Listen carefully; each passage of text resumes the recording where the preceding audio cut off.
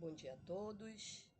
Ah, eu sou Adriana Leão, muita gente me conhece como Adriana Leão, né? Então vou seguir aqui sobre esse nome e sobrenome.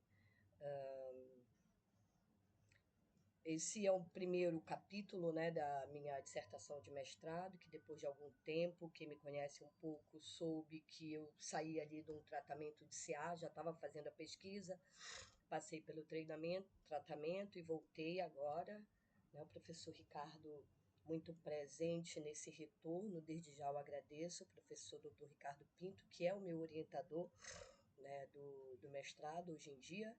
E a gente veio aqui, ele me propôs vir para cá, estou nervosa, nunca dissertei à frente de tantos mestres e doutores. Ah, já trabalho com ensino superior há algum tempo, mas realmente falar aqui na frente de pessoas tão com conhecimento tão a fundo na área é talvez, no mínimo, desafiante, né? Então eu venho aqui com esse tema, fundamentos do treinamento resistido no envelhecimento humano, e esse tema ele vem justificar, né, a necessidade de políticas públicas em cima dessa população que vem dessa população brasileira, que foi em cima de onde foi a pesquisa, né? Vem justificar a renite, tá, gente? Tá aqui um pouco presente, desculpa. Ele vem justificar a necessidade de mais estudos, de mais políticas públicas em cima de melhorar a qualidade de vida dessas pessoas que estão envelhecendo, certo? Porque antigamente uma mulher com 50 anos, e eu tenho 50 anos, já vou falar lá, Vitória, ela estaria ali idosa. Hoje em dia não. Eu estou participante aqui, finalizando meu mestrado, trabalhando em duas instituições de ensino superior. Então, ela está ali crescendo, certo? Pode passar, Vitória, por favor. Aqui, rapidamente, um pouco do meu currículo, que eu não vou me alongar, né? Formei lá em 96 na UEPA, tenho duas especializações, estou fazendo mestrado agora, estou agora realmente em cima disso, docente já em duas instituições e trabalhando já como personal desde 2010 e trabalhei desde o meu segundo ano de faculdade já com ginástica. Pode passar, Vitória. Então, aqui, realmente, como eu falei para vocês, né, a crescente população brasileira, e esse dado ele é recente, ele é do censo de 2022. Como vocês podem ver ali, a nossa população, eu peguei dois dados entre acima de 60 e acima de 65, mas lembra que o idoso ele é considerado a partir de 60 anos, né? Então, o público a partir de 60 anos, você vê aqui a população idosa com 60 anos ou mais chegou ali, ele aumentou 15,6% de 2010 a 2022, um pouco mais de uma década. E já a população de acima de 65, né? Ela aumentou 22, não, ela aumentou 10,9. Então, se você somar ali, ela dá uma população muito grande. E por isso, justamente, né? Com esse fenômeno de crescimento, se faz presente, se faz necessário nas áreas da saúde, como educação física, como fisioterapia, a própria medicina, evoluir, né? No sentido de que dá um envelhecimento de qualidade para essa população. E aí vem a pergunta de que forma nós, no caso nós professores de educação física, né, do bacharelado, conseguiremos fazer isso para essa população.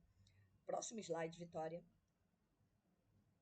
E aí vem, né, o treinamento resistido, que é fundamental, né, o treino de força para o idoso, porque sem a força presente nele, ele não consegue fazer ali as suas atividades diárias simples, como sentar, como levantar, como andar, né, a força nos membros inferiores para melhorar a qualidade da marcha do idoso, para ele talvez não tropeçar tão facilmente, né? E aí gera qualidades, né, fundamentais para ele, para que ele tenha ali uma minimização do fator queda, que é muito importante, é muito presente nesse idoso.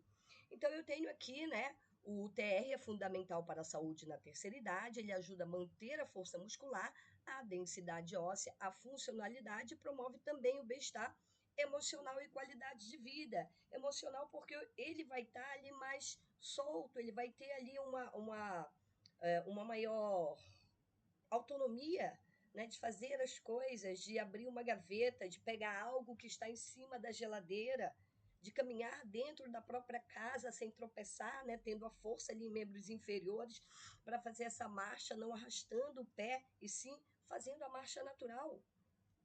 Então, ó, preserva a massa muscular e força, combatendo a sarcopenia, que já falaremos sobre ela, né? Então, faz parte do processo de envelhecimento a presença da sarcopenia, faz parte do processo de envelhecimento a perda da força muscular. E aí o treinamento resistido vem a favor contra esse fator natural de envelhecimento, tentando retardar essa situação, que é natural, né? Aumenta a densidade óssea, prevenindo a osteoporose e fraturas, melhora o equilíbrio e a coordenação, reduzindo risco de quedas. Próximo. Então, o objetivo é justamente dar mais saúde para os idosos. Eu aumentando a força, aumentando a flexibilidade, aumentando a densidade óssea, eu tenho ali uma redução de riscos de doenças crônicas não transmissíveis, como o diabetes, a hipertensão, né, que a maioria da população idosa, infelizmente, é acometida por essas, principalmente por essas duas patologias. Fortalece os músculos e ossos, melhorando a mobilidade e equilíbrio. A mobilidade articular é muito importante. Eu ouvi uma palestra, não vou lembrar, foi no sábado, que ele falava que um dos objetivos, dos principais, dos primeiros objetivos para reavaliar o aluno para avançar o treinamento é avaliar a mobilidade articular desse aluno, porque não interessa, não seria tão interessante você progredir em carga se ele não consegue fazer uma amplitude satisfatória do movimento. Promover o bem-estar mental, reduzindo o estresse e ansiedade. Próximo. E aí a gente entra na sarcopenia, né? Caracterizada pela perda da massa e força muscular. É comum no envelhecimento, faz parte, como eu falei agora há pouco, né? O TR, ele emerge como uma estratégia não medicamentosa, isso é importante, né? Para mitigar esses efeitos negativos. Exercícios de força ajudam a preservar a massa muscular e a sua funcionalidade. Então, é importante não falar somente da preservação dessa massa muscular, e sim da funcionalidade dela. Se os músculos dos membros inferiores foram feitos para agachar, para caminhar, né, que eles mantenham essa funcionalidade, dando a esse idoso uma melhor autonomia. Correto? Próxima. Próximo. E os mecanismos do treinamento, né? Como seria isso? Estimular ali a síntese proteica muscular, aumentando essa massa muscular. Então, quando eu treino, né, quando eu faço ali o treinamento de força, que é uma agressão, quando o idoso ele vai descansar, ele vai fazer o repouso dele, ele tem, né, esse retorno à homeostase dele, ele vai ter essas adaptações musculares, e uma delas vai ser a decorrência do aumento dessa massa e dessa força muscular, né, que é o segundo item. E promove também o aumento da densidade óssea, prevenido ali, ou retardando, é importante falar, a osteoporose. E aí poderia vir uma pergunta, mas e se o idoso já tem a presença, né, da osteoporose? Ele pode ali frear ou desacelerar, né, o processo que é natural do envelhecimento. Próximo. Treinamentos resistidos e os efeitos fisiológicos. Ele promove a saúde óssea muscular, já falamos sobre isso, né? Melhora o metabolismo, justamente controlando a glicemia e o colesterol, diminuindo os riscos ali das doenças crônicas não transmissíveis. Além disso, né, ele fortalece ali o cardiomuscular, auxiliando no controle da pressão arterial. E é importante também, dentro do treinamento, dar ali atenção especial ao treino dos músculos da panturrilha desse idoso, né, para melhorar esse retorno venoso, que o idoso ele é sempre muito comprometido ali com aquele músculo da panturrilha por ela estar fraca. É interessante, então, ter esse olhar mais crítico e mais clínico para alguns músculos em particulares. A panturrilha é um músculo pequeno, sim, né? Dentro da literatura se fala muito em trabalhar grandes grupos musculares, movimentos multiarticulares, mas, ao meu ver, essa é a minha opinião, a panturrilha ela também é um músculo que tem que ter ali uma atenção bem grande. Próximo.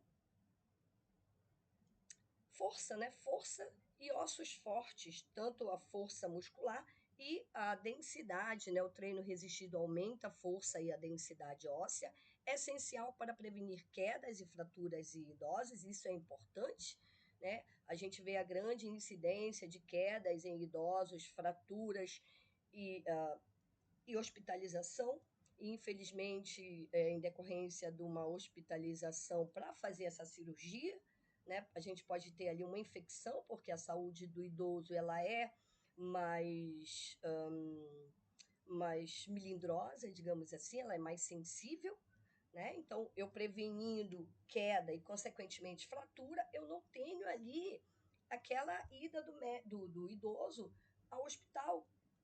E por que políticas públicas, né? Como eu falei lá no início, a importância de políticas públicas para melhorar a qualidade de vida dessa população.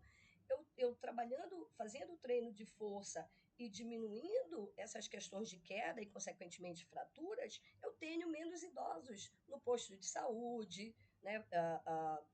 Usando medicações. Pode ser diminuição da medicação, né? É difícil ali você tirar uma medicação de de diabetes ou hipertensão, mas aí você tem ali a melhora da qualidade de vida dele, né? E a melhora do equilíbrio e coordenação para maior segurança, que está ali também dentro do item 2. Próximo. Metabolismo e glicemia no envelhecimento. Já falamos há pouco, né? Manter a glicemia, os níveis glicêmicos saudáveis é vital para essa saúde dele.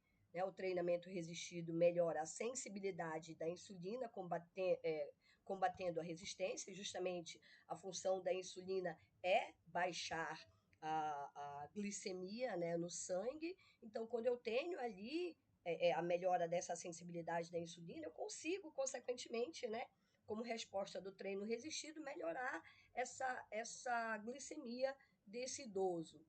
Metabolismos eficientes previne doenças crônicas como diabetes e obesidade. E a obesidade é uma patologia muito presente, não só, na verdade, na população idosa, né, mas numa população de forma ali geral.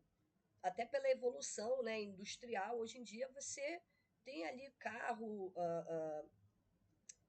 escada rolante, nos aeroportos tem a esteira rolante, então a obesidade ela faz parte realmente da população de uma forma geral, e o treinamento, o exercício físico, ele entra, né, em contrapartida a essa situação globalizada, né, para melhorar a qualidade de vida de uma população em geral, e nesse caso aqui enfatizando a população idosa. Próximo. E aí a gente entra, né, nos benefícios também, não só físicos, mas a gente tem os benefícios cognitivos do treinamento resistido. O treinamento resistido melhora a função cognitiva em idosos e estimula a liberação de substâncias benéficas ao cérebro. Essa prática previne o declínio cognitivo e melhora ali a memória, desde que treinado, né? Então, ó, exercício aumenta o fator neurotrófico derivado do cérebro, melhorando essa função cerebral. O treinamento resistido, ele aumenta ali a liberação do IGF-1, promovendo o crescimento neuronal. Então, é importante. E o IGF-1, ele é um hormônio precursor do GH. Então, também ali ele melhora essa ação do GH nessa população idosa. E a força promove ali a plasticidade sináptica e, e na cognição. Então, você vê, anteriormente eu falei dos benefícios físicos, metabólicos, fisiológicos, e agora, né, essa pesquisa que eu fiz nessa literatura, ele fala também o quão é importante o treinamento de força na saúde cognitiva do idoso, que a gente sabe que o esquecimento, o declínio, né, cognitivo no idoso também faz parte ali do processo de envelhecimento natural. Próximo. Continuando, né, ali, memória e atenção, consequentemente, fazendo ali o treinamento resistido contínuo, né, planejado, periodizado, orientado por um profissional de educação física qualificado, ele melhora a memória e capacidade de aprendizagem do idoso. Então, consequentemente, eu vou melhorar ali também o social dele e o psicológico, porque ele vai ver que ele está evoluindo cognitivamente. Aumenta o foco e concentração nas tarefas diárias. Eu não esquecer de fazer tal coisa, eu tomei remédio, coisas básicas que para nós são básicas, mas de repente para esse idoso não, né? Estimula a neuroplasticidade essencial na saúde mental, no caso ali do IGF-1. Próximo. Aqui eu tenho as minhas referências, pode passar, são 3 slides, Vitória. Ok, pode passar. E eu tenho aqui uma frase que eu li de uma professora da mesma IES que eu trabalho. Pesquisamos não para termos todas as respostas, mas para aprendermos a fazer as perguntas certas. E eu iria mais além, né? No caso da educação física, do bacharelado, e também pesquisar para melhorar a qualidade de vida dessa população que está aumentando, né? A população de idosos. Bom, gente, fechei aqui com 17 minutos, que eu coloquei o meu cronômetro. Muito obrigada. Estou nervosa ainda, mas obrigada por todos que ouviram. Se tiverem perguntas, claro, estou à disposição. A gente tem 3 minutinhos. Foi ótimo, professora. Muito obrigada. Eu também tenho algumas contribuições, mas o professor Ricardo levantou a mão primeiro, pode É, falar. idoso tem prioridade. É verdade. Olha, mas senhores, É, pelo seu nível de atividade física, eu começo aqui. eu queria, na realidade, não é nem questionar a Adriana, mas fazer alguns destaques. Primeiro, que você pode ficar tranquila que você apresentou muito bem, com muita propriedade, né, mostrando que você tem estudado o assunto, está trabalhando, então é natural, ao estar fora desses eventos, a gente cria um pouco dessa ansiedade, mas é muito salutar. Então, legal, eu tenho certeza que daqui para frente nós vamos deslanchar e logo, logo no início do segundo semestre, defender esse mestrado de vez, que para mim é uma honra tê-la recebido.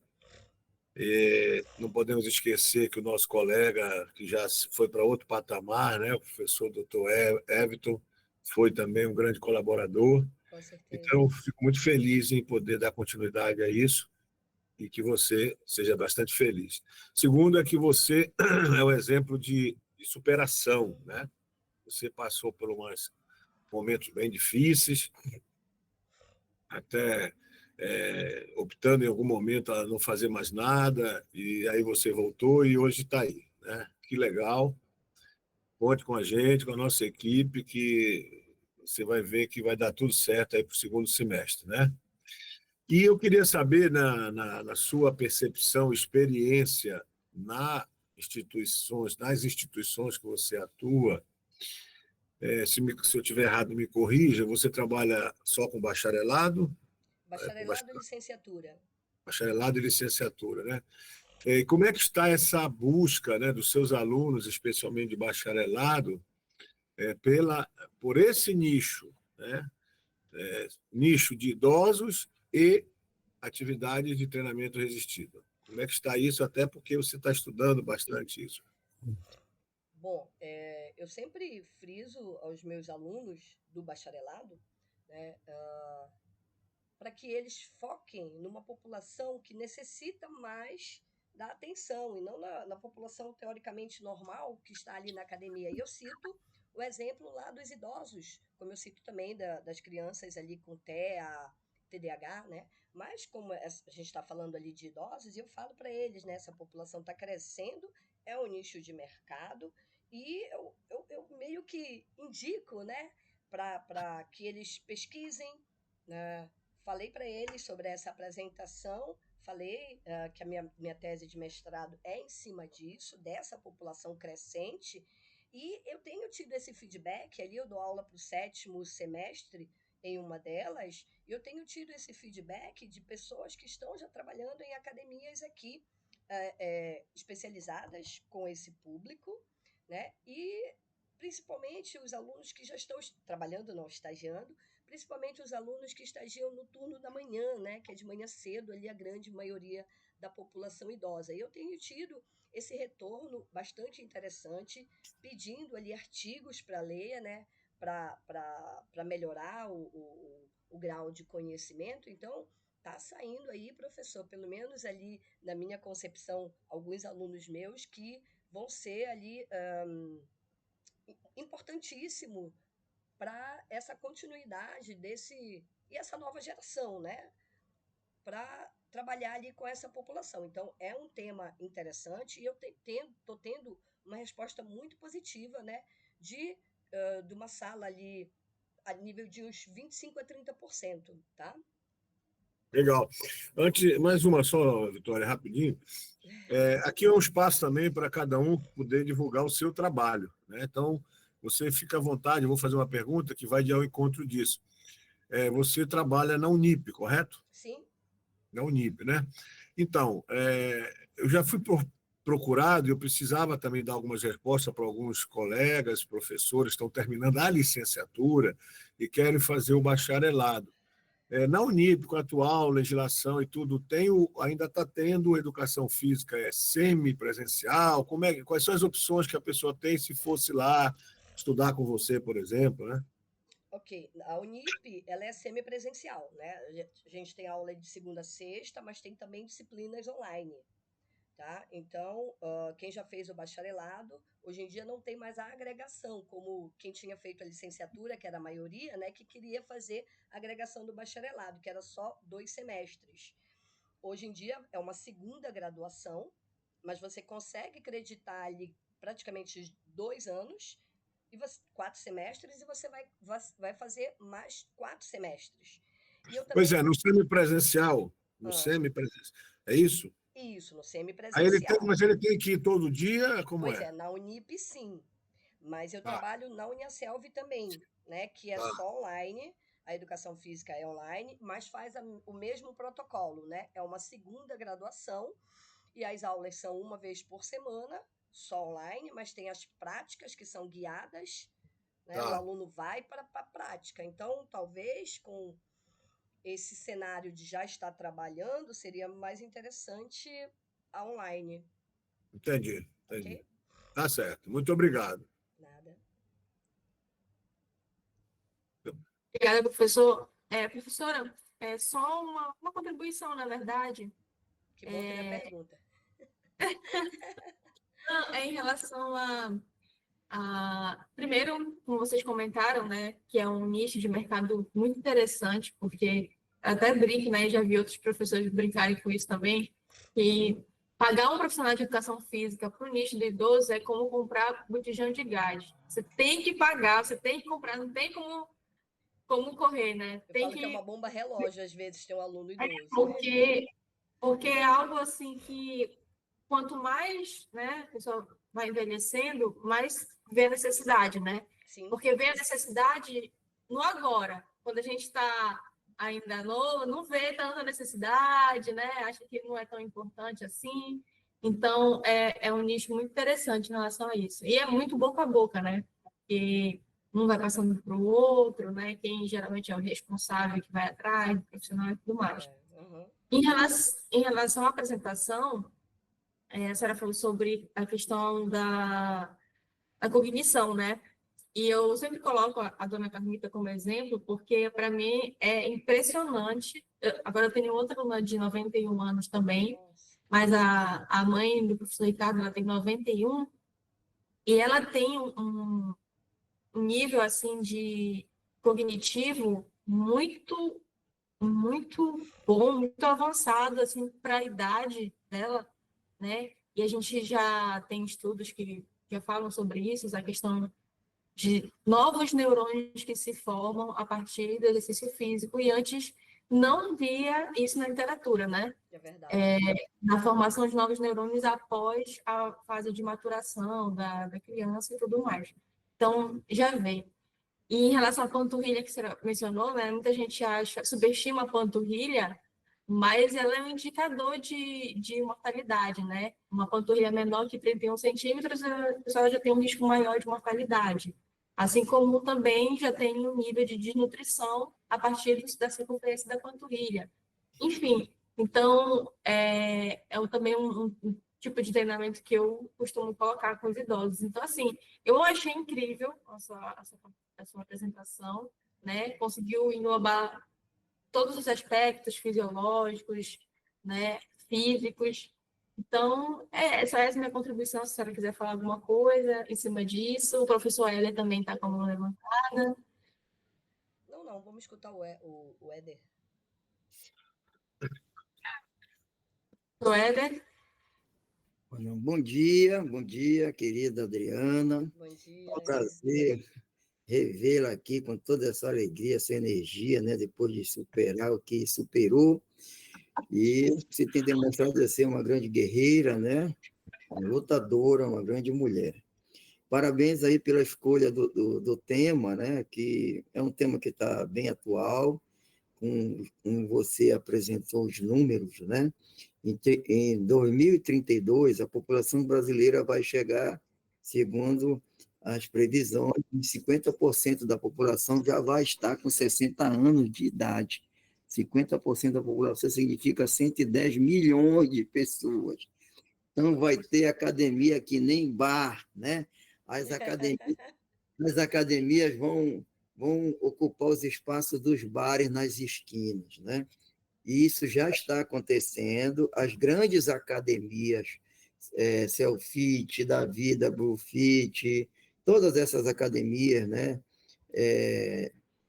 que têm investimento internacional, elas estão chegando aqui para a região norte muito forte. Muito forte. Cada dia eu me deparo com obras, né, de academia. Aqui em Ananindeua não tinha nenhuma franquia, não tinha nenhuma franquia. Hoje já estamos com 6 franquias grandes mesmo. Aqui em Ananindeua. Em Belém, cada esquina agora, cada área grande, eles estão ocupando esses espaços. Então, isso são estudos que eles já fizeram, essas franquias a nível nacional, e eles estão assim identificando quais são as regiões que vai ter uma maior demanda de envelhecidos, viu, Ricardo? Então, a região norte, em especial o estado do Pará, é um estado que está com uma demanda muito grande até 2032, com pessoas já com 60 anos de idade. Então, por isso, a gente já vê na prática aqui, na realidade, né, os grandes investimentos dessas grandes franquias, né? É porque eles não fazem investimento sem garantia de receita. Retorno, com Eles certeza. fazem, Com eles certeza. fazem a pesquisa, né? Tem a pesquisa. E aí eles vão direcionando os investimentos em cada estado, cidade. Santarém também está tendo investimento, porque lá também a população de idosos vai crescer bastante. Então, é assim que essas academias elas atuam de forma mercadológica, né? E aí, sabe, Adriana, é a preocupação na formação, né? A Universidade Federal do Pará, por questões políticas, não abre o bacharel.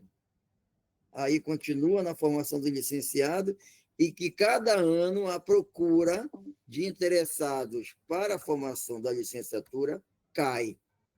Do contrário, o bacharel, que as faculdades particulares têm demandas enormes, né? Quiçá, graças a Deus, a UEPA resolveu criar o bacharel, e já o Ricardo pode apontar isso, né? Que a maior procura é por bacharel, não pela licenciatura, né? Por questões mercadológicas. A pessoa que se forma na licenciatura, na média, ela vai passar 10, 15 anos para entrar no mercado público da educação. Aí a professora Vitória, que pode dizer que já está um tempo formada, está fora do mercado da licenciatura, né? Porque esse mercado, concurso e tal, que dá uma estabilidade, dá uma questão salarial melhor, não é tão fácil assim. Por outro lado, o bacharel, você já está aí se formando, você pode empreender, criar essas assessorias, criar estúdio, né, que são as minis academias, são esses estúdios, né? E ser personal trainer já ganhar dinheiro. Então, essa é a questão. E com esses grandes investimentos, dessas grandes franquias, o mercado profissional ele só cresce, né? O outro dia o Taque Machida me convidou para a inauguração da Academia Machida lá na Doca. Uma enorme academia. Ele é meu colega particular e tal. Pô, Ed, vem aqui visitar e tal, estou inaugurando. Então, é um mercado que só cresce e aparece o bacharel. A licenciatura está diminuindo a procura pela essa dificuldade de posicionamento no mercado de trabalho, né? E o teu trabalho vai ser de grande valia para estimular a formação para atender essa população, que vai ser a maior, né? Em 2032, a previsão é essa. E cadê os profissionais preparados para atuar com os idosos? Essa população, né? Então, parabéns pela iniciativa da sua formação e que você seja bem-sucedida no término dos seus estudos e que realmente você tenha uma bênção de defender a sua dissertação. Um forte abraço. Obrigada. Em setembro, se Deus quiser. Obrigada, professora. Só mais uma perguntinha que a Vanessa levantou a mão para a gente encerrar, que a gente já está Verdade. Estourando o tempo. A Vanessa levantou a mão. Não sei se ela levantou sem querer. Seu microfone está desligado, se estiver falando também. Salira.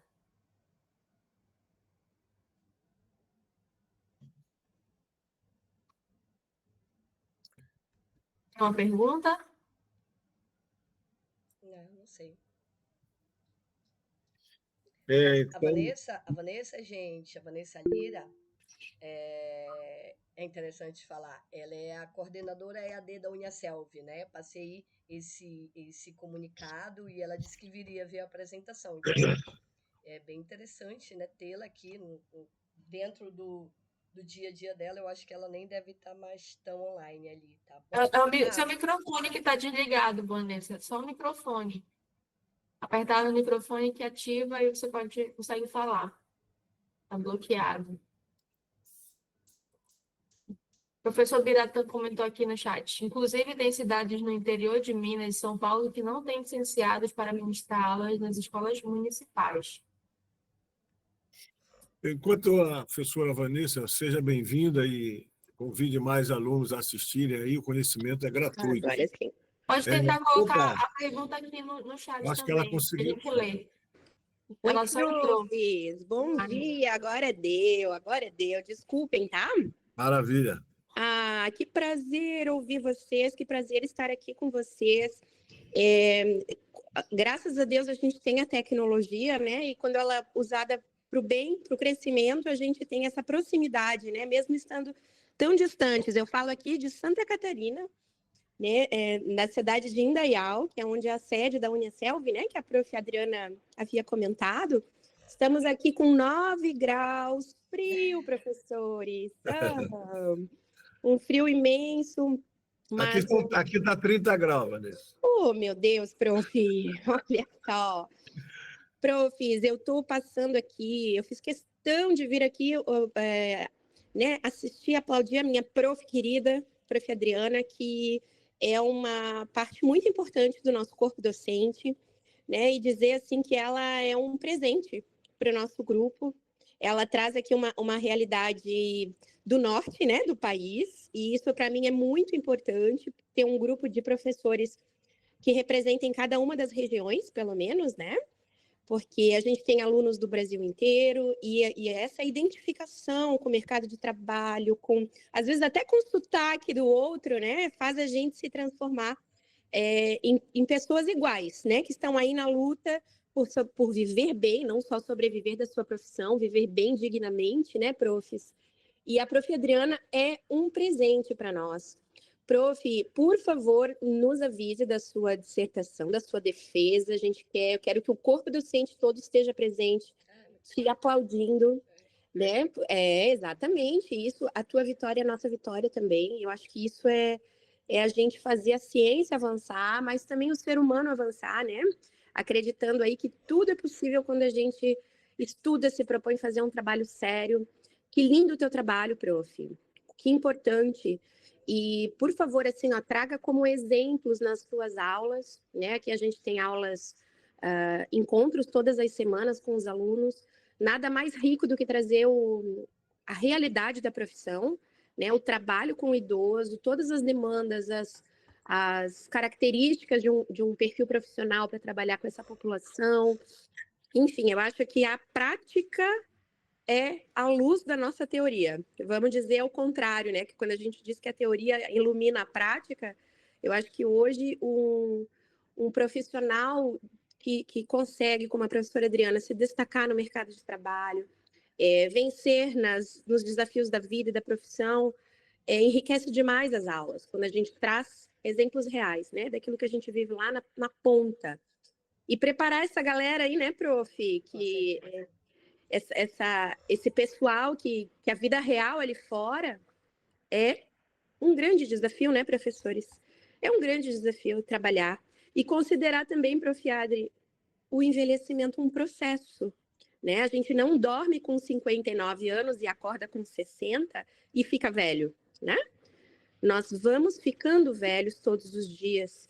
Então, a nossa área, ela é o melhor dos remédios, o melhor dos tratamentos, o mais sincero e o mais prolongado, que faz com que a vida do ser humano realmente alcance a longevidade, né? Um processo.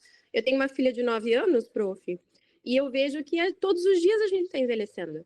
Ela está envelhecendo, né? Então, todos os dias. Se a gente tem essa consciência, a gente torna a vida um pouco mais leve, aceita mais as marcas da idade, com mais generosidade, né, com mais paz, e ter profissionais maravilhosos, assim, trabalhando com esse público em especial. A gente vive num país hoje de velhos, né, a gente tem uma pirâmide etária praticamente invertida aí, já, então é uma realidade.